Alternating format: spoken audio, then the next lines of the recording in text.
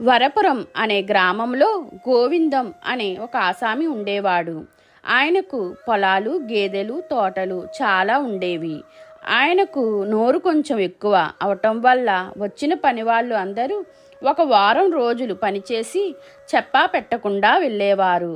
ఇలా గోవిందం దగ్గర చాలామంది పనివాళ్ళు మారారు.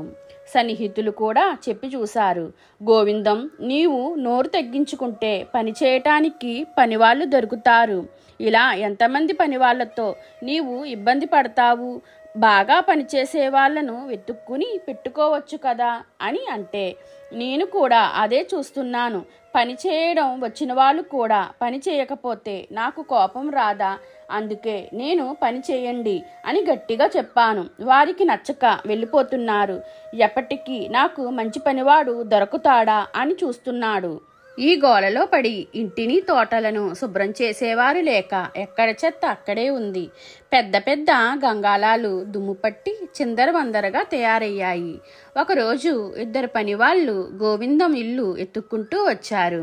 వాళ్ళను చూసి, గోవిందయ్య, ఇప్పుడు నేను పని మీద బయటకు వెళ్తున్నాను, రేపు మీరు రండి అని వెళ్ళిపోయాడు.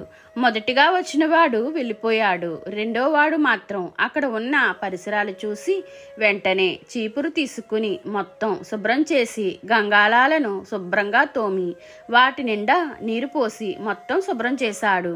గోవిందయ్య వచ్చిన తర్వాత దీనిని చూసి మెచ్చుకుని, నీకు ఇక్కడ పని దొరుకుతుంది, కానీ జాగ్రత్తగా చేసుకోవాలి అని చెప్పాడు. అతను సరే అన్నాడు. గోవిందయ్య కూడా ఇంకా ఎక్కువగా గట్టిగా చెప్పలేదు.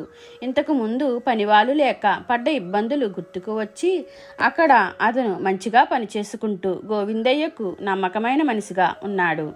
మీకు ఇలాంటి కథలు కావాలంటే లైక్ చేయండి, షేర్ చేయండి, నా ఛానల్ని సబ్స్క్రైబ్ చేసుకోండి.